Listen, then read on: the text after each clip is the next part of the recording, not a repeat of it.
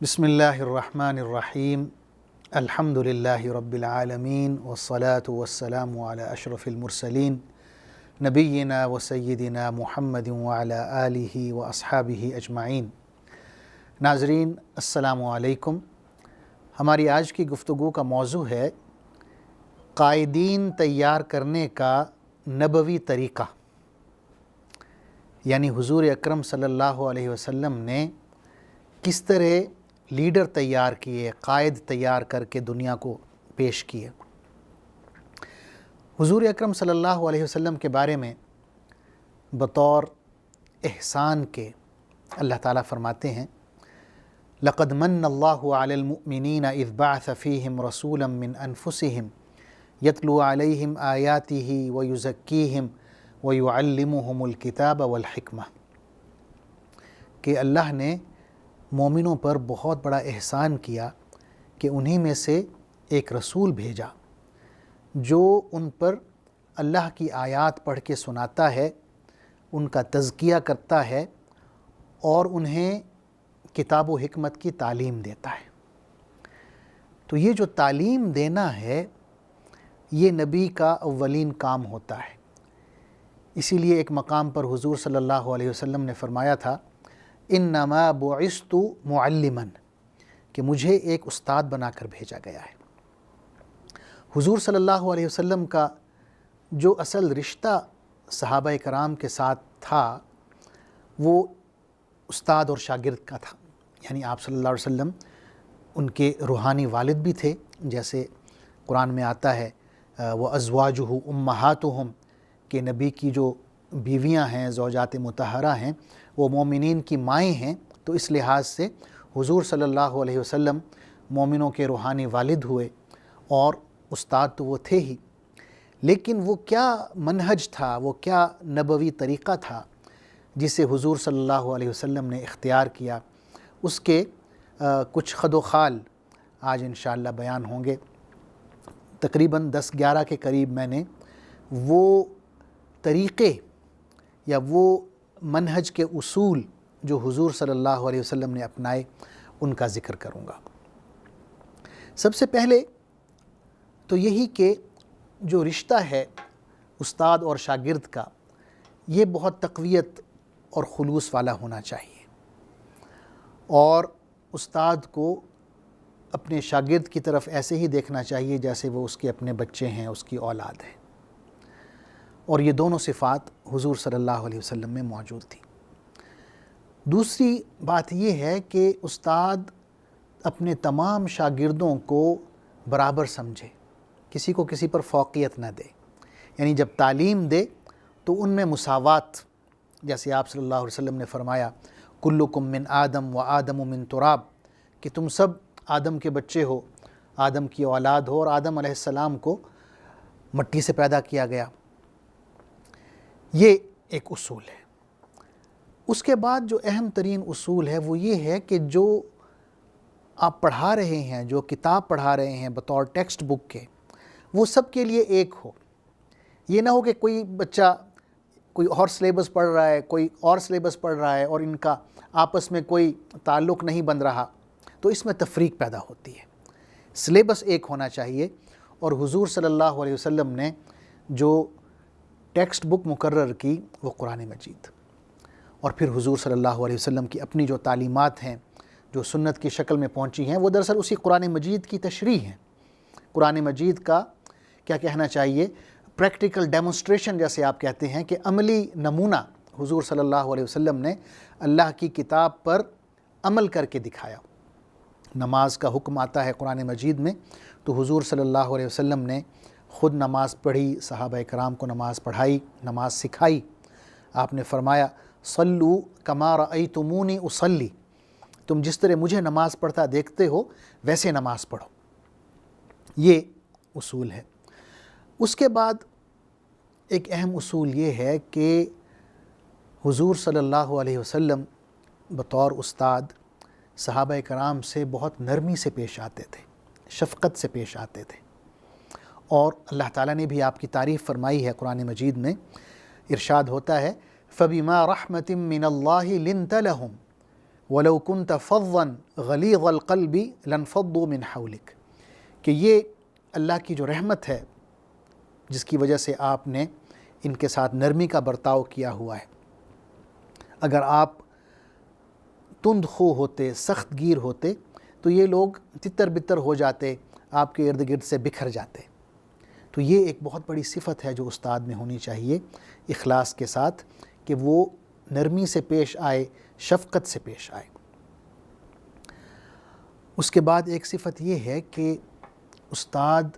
جب نصیحت کرے تو اس طریقے سے کرے کہ طالب علم بے عزتی محسوس نہ کرے. یعنی نصیحت کرنے کے طریقے ہوتے ہیں، ایک تو یہ ہے کہ آپ سب کے سامنے ٹوکیں، اسے شرمندہ کر دیں اور اس کی بے عزتی ہو جائے، تو اس سے طالب علم سیکھتا نہیں ہے، کیونکہ وہ یہی میسج لیتا ہے کہ آپ سب کے سامنے اس کی بے عزتی کر رہے ہیں، اسے شرمندہ کر رہے ہیں، اور اس میں جو خلوص کا پہلو ہے وہ جاتا رہتا ہے. لیکن اگر آپ واقعی اسٹوڈنٹ کے ساتھ خیر خواہ ہیں اور آپ اس کی جو عزت نفس ہے اس کو مجروح کیے بغیر اسے نصیحت کرنا چاہ رہے ہیں، اسے تعلیم دینا چاہ رہے ہیں، تو پھر ظاہر ہے اگر آپ اس کی کوئی غلطی دیکھتے ہیں تو سب کے سامنے نہیں ٹوکیں گے، اس کو علیحدگی میں اسے بتائیں گے کہ یہ چیز غلط تھی. تو اس میں ایک بے عزتی کا پہلو نہیں ہوتا، عزت نفس مجروح نہیں ہوتی. حدیث میں ایک ہمیں مثال ملتی ہے کہ چند صحابہ حضور صلی اللہ علیہ وسلم کے گھر گئے یہ جاننے کے لیے کہ آپ کے جو معمولات ہیں وہ کیا ہیں، تو انہیں بتایا گیا. تو ان صحابہ کو لگا کہ گویا کہ یہ جو معمولات ہیں حضور صلی اللہ علیہ وسلم کے یہ بہت کم ہیں. تو ان میں سے کسی نے کہا کہ حضور صلی اللہ علیہ وسلم تو اللہ کے رسول ہیں، خاتم الانبیاء ہیں، شاید آپ کو اتنی زیادہ محنت کرنے کی ضرورت نہ ہو، تو ہم عام لوگ ہیں تو ہمیں زیادہ محنت کرنی چاہیے. تو ان میں سے 3 لوگوں نے بیٹھے بیٹھے یہ فیصلہ کیا. ایک نے کہا کہ میں راتوں کو سوؤں گا نہیں، ہمیشہ راتوں کو جاگوں گا، تہجد پڑھوں گا. دوسرے نے کہا میں کبھی شادی نہیں کروں گا تاکہ اللہ کی عبادت سے میرا جو ہے توجہ نہ ہٹے، اور ہم ساری زندگی کنوارا رہوں گا تاکہ اللہ کی عبادت کرتا رہوں. اور تیسرے نے کہا کہ میں ہمیشہ روزہ رکھوں گا، روزانہ روزہ رکھوں گا جب تک زندہ ہوں. اور یہ فیصلہ کر کے وہاں سے وہ اٹھے. حضور صلی اللہ علیہ وسلم کو جب اس بات کی اطلاع ہوئی تو آپ نے مسجد میں خطبہ ارشاد فرمایا اور یوں کہا کہ لوگوں کو کیا ہو گیا ہے کہ ایسی باتیں کرتے ہیں. آپ نے پھر قسم کھائی اور فرمایا کہ واللہ انی لاخشاکم واتقاکم للہ وانی اصوم وافطر واصلی وانام واتزوج النساء فمن رغب عن سنتی فلیس منی، کہ میں اللہ کی قسم کھاتا ہوں کہ میں تم میں سے سب سے زیادہ متقی اور سب سے زیادہ اللہ سے ڈرنے والا ہوں، اور میں راتوں کو سوتا بھی ہوں، جاگتا بھی ہوں، میں روزے رکھتا بھی ہوں، کبھی نہیں بھی رکھتا، اور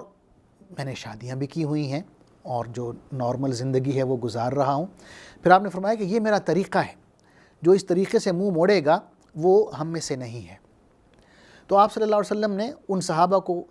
یعنی پن پوائنٹ کر کے نہیں بتایا کہ فلاں فلاں شخص یہ بات کر کے گیا ہے اور اس نے غلط کیا ہے، بلکہ آپ نے ایک جنرل بات کی اور پوری امت کے لیے ایک پیغام چھوڑا کہ یوں نہیں کرنا چاہیے، یوں کرنا چاہیے. تو جو بھی آپ نصیحت کریں اس میں یہ ضرور دیکھیں کہ طالب علم کے لیے کسی قسم کی بے عزتی کا پہلو نہ نکلتا ہو. اس کے بعد حضور اکرم صلی اللہ علیہ وسلم نے بطور استاد، بطور معلم جس چیز کا خیال رکھا ہے وہ صحابہ کی جو انسانی فطرت ہے اور عمر، اس کا بھی خیال رکھا. مثلا ایک صحابی آتے ہیں، وہ کہتے ہیں کہ یا رسول اللہ مجھے آپ نصیحت فرمائیں. تو آپ انہیں کہتے ہیں کہ تم غصہ مت کیا کرو. تو وہ بار بار پوچھتے ہیں تو آپ یہی اسے مشورہ دیتے ہیں، اسے نصیحت کرتے ہیں. یعنی آپ صلی اللہ علیہ وسلم کو اس شخص کی فطرت کا پتہ تھا تو اس کے مطابق آپ نے اسے نصیحت فرمائی. یا ایک دفعہ یوں ہوا کہ ایک بوڑھا شخص آتا ہے اور کہتا ہے کہ یا رسول اللہ روزے کے دوران کیا میں اپنی بیوی کو بوسہ دے سکتا ہوں؟ تو آپ نے فرمایا ہاں دے سکتے ہو. اس کے بعد یہی سوال ایک نوجوان صحابی نے پوچھا تو آپ نے فرمایا نہیں، تمہیں اس کی اجازت نہیں ہے. تو حضرت عائشہ رضی اللہ عنہا نے پوچھا کہ یا رسول اللہ یہ آپ نے بوڑھے کو تو اجازت دے دی، نوجوان کو اجازت نہیں دی. تو آپ نے فرمایا کہ جو بوڑھا شخص ہے وہ اپنے اوپر کنٹرول کر سکتا ہے، جوان جو ہے وہ اپنے اوپر کنٹرول نہیں کر سکتا، تو اس لیے اس کے لیے یہ حکم ہے، اس کے لیے دوسرا حکم ہے. تو جو ایک عمر کا تقاضا ہے اس کا بھی حضور صلی اللہ علیہ وسلم نے لحاظ رکھا، اور جو بشری تقاضا ہے، انسان کی فطرت ہے، اس کا بھی آپ صلی اللہ علیہ وسلم نے لحاظ رکھا۔ اس کے بعد یہ بھی دیکھا گیا کہ حضور صلی اللہ علیہ وسلم صحابہ کرام میں جب کوئی اچھی صفات دیکھتے تھے تو اس کی تعریف فرماتے تھے۔ مثلا ایک وفد آتا ہے، اس کا نام ہے وفد عبد القیس، اس کے جو لیڈر ہیں اس وفد کے، ان کا نام ہے اشج عبد القیس۔ تو وہ جب آتے ہیں تو حضور صلی اللہ علیہ وسلم اس شخص کی تعریف فرماتے ہیں۔ آپ فرماتے ہیں ان فیک خصلتین یحبہم اللہ، الحلم والانا، کہ آپ کے پاس دو ایسی صفات ہیں جنہیں اللہ پسند کرتا ہے، ایک ہے بردباری اور دوسرا ہے تحمل۔ تو یہ دونوں صفات ایسی ہیں جنہیں اللہ پسند کرتا ہے۔ تو آپ صلی اللہ علیہ وسلم نے اس شخص میں یہ صفات دیکھ کے ان کی تعریف کی اور حوصلہ افزائی کی تاکہ دوسرے صحابہ جو ہیں وہ بھی یہ صفات اپنائیں۔ اسی طرح ایک اور اہم کام جو حضور صلی اللہ علیہ وسلم نے بطور معلم کے، بطور مربی کے اور بطور روحانی والد کے کیا ہے، وہ یہ ہے کہ آپ صلی اللہ علیہ وسلم نے دینی تعلیم اور دنیاوی تعلیم میں جو فرق ہے اس کو کم سے کم کرنے کی کوشش کی ہے۔ ان دونوں علوم کے درمیان جو آج کل ہم دیکھتے ہیں کہ بہت بڑی ایک خلیج بن گئی ہے، یعنی دنیاوی علوم جو ہیں ایک طرف ہو گئے ہیں، دینی علوم ایک طرف ہو گئے ہیں، اور یہ دونوں ایک دو متوازی دھاروں کی طرح بہہ رہے ہیں۔ تو حضور صلی اللہ علیہ وسلم نے یہ جو خلیج ہے اس کو پر کرنے کی کوشش کی ہے، اس میں کمی لانے کی کوشش کی ہے۔ حدیث میں آتا ہے کہ حضور صلی اللہ علیہ وسلم چند صحابہ کرام کے ساتھ کھڑے ہوئے تھے کہ ایک گھر سے ایک نوجوان صحابی نکلے اور وہ تیزی سے کسی طرف روانہ ہو گئے۔ تو صحابہ میں سے کسی نے کہا کہ کاش یہ اتنی ہی تیزی سے اللہ کی راہ میں نکلے ہوتے۔ تو حضور صلی اللہ علیہ وسلم نے فرمایا کہ اگر یہ شخص اپنے بچوں کے لیے کھانے کا بندوبست کرنے گیا ہے تو یہ اللہ کی راہ میں ہے، اگر یہ شخص اپنے بوڑھے والدین کی خدمت کے لیے کوئی چیز لانے گیا ہے تو یہ اللہ کی راہ میں ہے، اور اگر یہ شخص رزق حلال کمانے کے لیے نکلا ہے تاکہ لوگوں کے سامنے دست سوال دراز کرنے سے بچ سکے تو تب بھی یہ اللہ کی راہ میں ہے، فی سبیل اللہ ہے۔ ہاں اگر یہ دکھلاوے کے لیے نکلا ہے تو پھر یہ شیطان کے راستے میں ہے، پھر یہ فی سبیل اللہ نہیں ہے۔ تو آپ صلی اللہ علیہ وسلم نے اللہ کا راستہ اور جو دنیاوی راستہ ہے، یعنی یہ بظاہر جو کام آپ صلی اللہ علیہ وسلم نے گنوائے ہیں یہ دنیاوی کام لگتے ہیں کہ ایک انسان گھر سے نکلا ہے روزی کمانے کے لیے یا بچوں کے لیے، بیوی کے لیے کچھ لانے گیا ہے، تو بظاہر یہ دنیاوی کام لگتے ہیں، لیکن حضور صلی اللہ علیہ وسلم نے ان دنیاوی کاموں کو عین دینی کام گردانا ہے اور فی سبیل اللہ کا لفظ استعمال کیا ہے کہ یہ بھی فی سبیل اللہ ہے، والدین کے لیے کچھ لینے گیا ہے تو وہ بھی فی سبیل اللہ ہے، حلال روزی کمانے گیا ہے تو وہ بھی فی سبیل اللہ ہے۔ اسی طرح ایک اور اہم کام جو حضور صلی اللہ علیہ وسلم نے بطور معلم کیا ہے اور صحابہ کرام کو دنیا کا لیڈر بنایا ہے، وہ ہے اسپیشلائزیشن، تخصص، یعنی مختلف علوم میں حضور صلی اللہ علیہ وسلم نے صحابہ کو بہت ماہر بنایا ہے اور ان علوم کی گہرائی تک لے کے گئے ہیں۔ اور یہ اشارہ ہمیں حضرت عمر رضی اللہ عنہ کے ایک خطبے سے ملتا ہے۔ آپ اس خطبے میں فرماتے ہیں کہ جو شخص قرآن مجید کے بارے میں پوچھنا چاہے وہ حضرت ابی بن کعب کے پاس چلا جائے، ان سے پوچھے۔ جو شخص نظام وراثت کے بارے میں کچھ پوچھنا چاہتا ہے تو وہ زید بن ثابت کے پاس چلا جائے، اور جو شخص فقہ کے بارے میں پوچھنا چاہتا ہے وہ معاذ بن جبل رضی اللہ عنہ کے پاس چلا جائے، اور جس شخص کو مال و دولت کی ضرورت ہے وہ میرے پاس آ جائے، کیونکہ میں بیت المال کا امین ہوں اور اللہ نے مجھے اس کا امین بنایا ہے، جس کو بھی حاجت ہے میں اسے دیانتداری کے ساتھ تقسیم کروں گا۔ تو یہ ایک اہم چیز ہے تعلیم میں اسپیشلائزیشن، مہارت حاصل کرنا اور اس کی گہرائی تک پہنچنا۔ اور آخر میں جو حضور صلی اللہ علیہ وسلم نے بطور معلم، بطور استاد صحابہ کرام میں ایک صفت ڈالی ہے، وہ یہ ہے کہ جو تعلیم وہ حاصل کر رہے ہیں اس کا ایک ہدف ہے، اس کا ایک ٹارگٹ ہے، اور وہ ہے اسلامی معاشرے کی تشکیل۔ یعنی تعلیم برائے تعلیم نہ ہو، بلکہ اس میں مقصدیت ہو، اس میں ہدف ہو، اور وہ ہدف یہ ہے کہ ایک ایسا معاشرہ قائم کیا جائے جو اللہ اور اس کے رسول کے احکام کی پابندی کرتا ہو، اور پھر اسی معاشرے کے ذریعے ایک پوری ریاست اسلامی کی تشکیل ہو۔ تو ناظرین، یہ مختصراً چند اصول تھے جو حضور صلی اللہ علیہ وسلم نے اپنائے۔ آپ صلی اللہ علیہ وسلم کا یہ طریقہ تھا جس کے ذریعے انہوں نے صحابہ کرام کو تعلیم دی اور صحابہ کرام نے اس دنیا کی قیادت کی۔ اللہ تعالیٰ سے دعا ہے کہ ہمارے نظام تعلیم میں بھی یہ صفات شامل ہو جائیں، ہمارا بھی ایک سلیبس ہو، ہمارے اسٹوڈنٹس بھی استاد کی نظر میں برابر ہوں، ہمارے استاد بھی رول ماڈل ہوں، جو پریچ کرتے ہوں، جس کی تبلیغ کرتے ہوں وہ خود بھی کرتے ہوں، اور یہ کہ یہ جو ہمارے نظام تعلیم میں دوئی چل رہی ہے، ڈوئلزم چل رہا ہے، ایک طرف دنیاوی تعلیم کا دھارا بہہ رہا ہے، ایک طرف دینی تعلیم کا دھارا بہہ رہا ہے، اللہ کرے کہ کوئی ایسا نظام آئے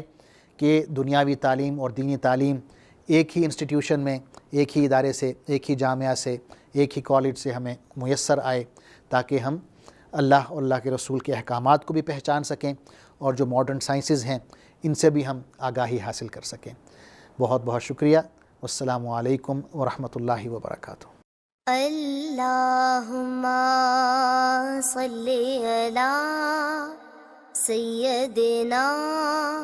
محمد وعلی آلہ وصحبہ وسلم۔ اللہم صلی علی سیدنا محمد وعلی آلہ وصحبہ وسلم۔